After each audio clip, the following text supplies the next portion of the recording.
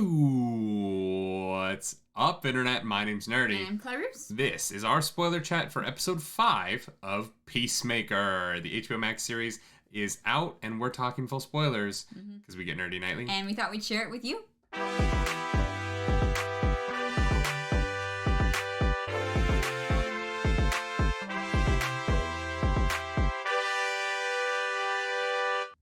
That is right. Welcome back to the channel today for episode 5, spoiler chat, Peacemaker. Clarisse, we are past the halfway point of the show now. 8 episodes, right? 8 episodes. Gotcha. How are you feeling about it so far? Good. It's a lot of fun. Yeah. Yeah, I know I said right at the beginning that I didn't love it in the way that you loved it, but I've still really been enjoying the show, and I think it's really well done. This episode comes in a week where it was revealed that Peacemaker is the #1 streaming show right now. Yeah. Beating out Euphoria and the Book of Boba Fett, the two other kind of massive series coming out at the moment. Yeah. And what's interesting about it is that it's massive and everyone seems to be watching it, but people aren't talking about it as much. Yeah, not that I found. And I think that might be because despite the fact that the content is controversial, the quality of the show isn't. I think that people are just kind of like, this is a pretty solid show. It's doing what it's trying to do. It's doing it well. If you don't like it, understandable. But people seem to be liking it. Yeah. And, you know, where Boba Fett is having sort of a cultural conversation about if it's good or not.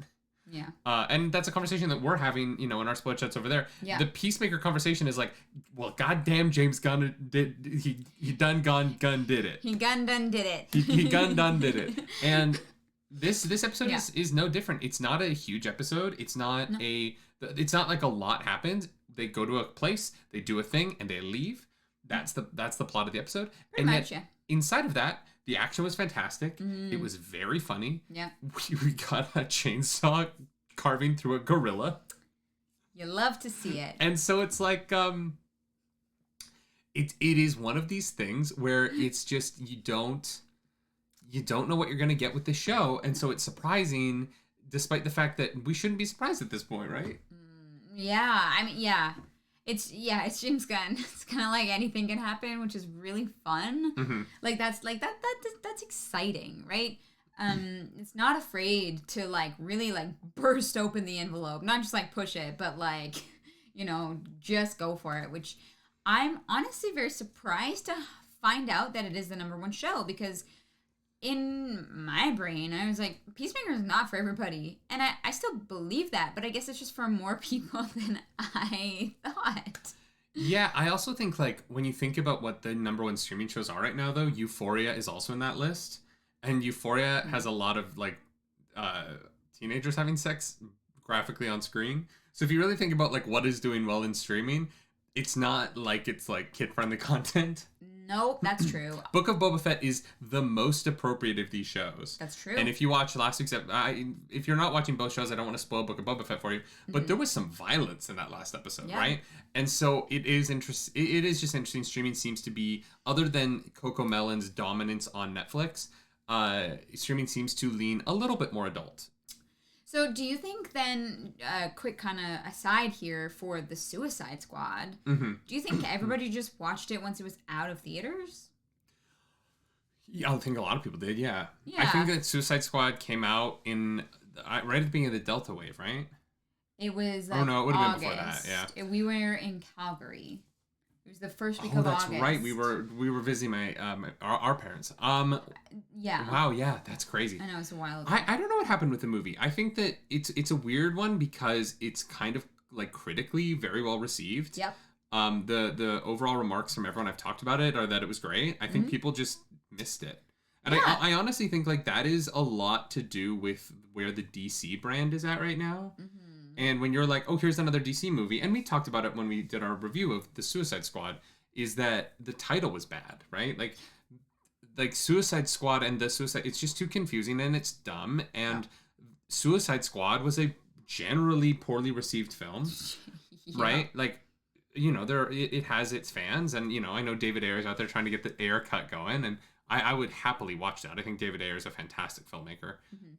Fury, if you've never seen Fury, it's a delight. It's a hard watch, but it's incredible. But having said that, I think that it was just maybe the wrong movie at the wrong time. Yeah, potentially. I am surprised to find out it's number one, like that Peacemaker is the number one show right now, when it just felt like at the time it came out, not a lot of people went and saw the Suicide Squad. Yeah, but streaming shows and movies aren't the same thing, right? Totally. And like I think that Peacemaker has the benefit of coming out at a time when there isn't a lot going on. Yeah. There isn't a weekly movie, right? Like Scream came out last week, but a lot of theaters are closed. We haven't seen Scream yet because we can't go to the theaters. I think that you also have this kind of January, February dead zone in the entertainment industry that's existed as far back as I've been talking about films and stuff online. And so I think that Peacemaker is just a show that came out when everyone kind of went into a soft lockdown again for Omicron. So they're all inside. It's on, it's funny, and it's less controversial than Boba Fett, despite the fact that it is a show where Peacemaker calls Batman a pussy and says words that, like, words worse than that I'm not going to repeat on YouTube because we'll get demonetized, right? So, like, it is interesting how it is... Where the Suicide Squad was the wrong movie at the wrong time, this is the right show at the right time. And it's just kind of hitting this like crossroads of people want to laugh. And there hasn't been a lot of comedy lately. There really hasn't been, right? Like the comedy has been kind of relegated to the Marvel movies in terms of big screen, small screen. This is a different kind of comedy though. And I appreciate that. Right? Not all comedy has to be like the Marvel brand of comedy. And it shouldn't. I'm not saying that it's bad, but it's Peacemaker, I think, is just really refreshing for people. Variety is the spice of life. Exactly. All right, so we've talked about our thoughts about Peacemaker. But this episode, we start off with a PowerPoint we start off with a very hungover Peacemaker, who is... We have a couple questions about the butterfly at this point, right? Because, like, where did Peacemaker get the jar of stuff? You were very disturbed by that. I was like, how did he get the food? And also, how did he get the butterfly to his house? Like, where did he get the butterfly, and then where did he get the jar? Jar that just fits perfectly, that he poked holes in the top. Yeah, but, like, because they left the scene together? Yeah. So where was he hiding the butterfly on the way out of there? It was not up his... No. No, it wasn't up his butt. No, not his. I guess Vigilante might be into that. So... Apparently they go up your butt. That's an orifice. That's in the PowerPoint presentation. Diebeard. So then we go to the PowerPoint presentation and we find out that John Economos is really, really trying way too hard with these office PowerPoints. Yeah. Adding fire effects, sound effects. But like props to you. Props to you. And I can't imagine how they edited this scene. But Peacemaker rattles off names of people that could have been framed other than his dad. And in the post-credit sequence, which I love that every post-credit sequence is just a gag, is a blooper. Yeah. In the post-credit sequence, it went even longer. And so, like, how do you think they decided where to stop him? I don't know. Because it's long. It's long. And I have a feeling that a lot of these scenes, like, James Gunn is just like, all right, just go off. We'll let you know. Like... I do not think any of this is improvised.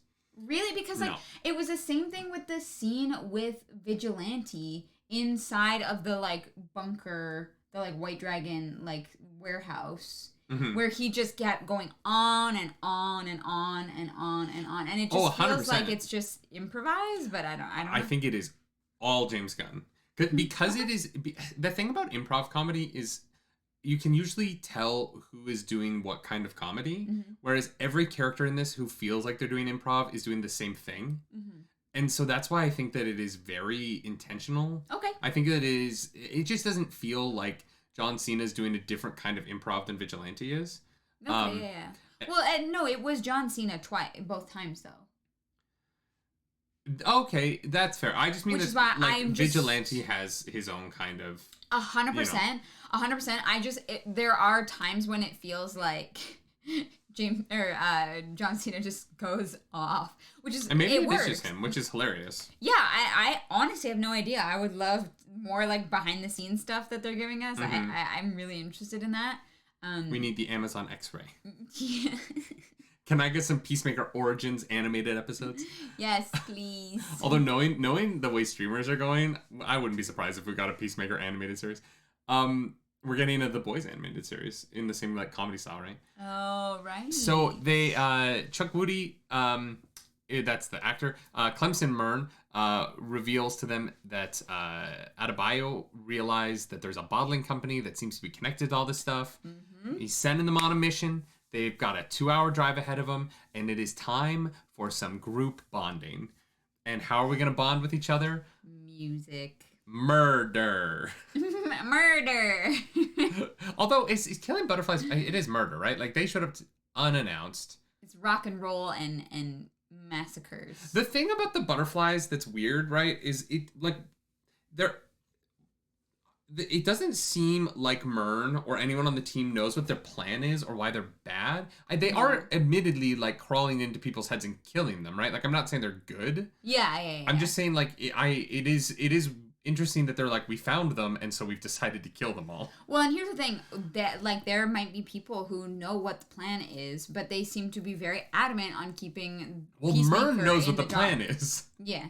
Because Mern is a butterfly, yeah, but seems utterly unfazed at sending them to kill other butterflies. Yeah. Or when they come back having murdered other butterflies.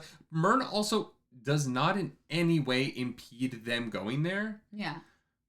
And so I'm just kind of like, he also like warns them about the super abilities. Like it doesn't feel like Mern is in any way hampering their ability to kill his kinfolk.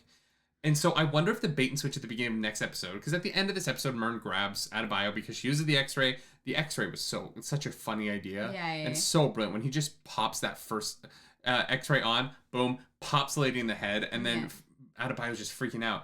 But I wonder if the reveal at the next week is that he's the good butterfly.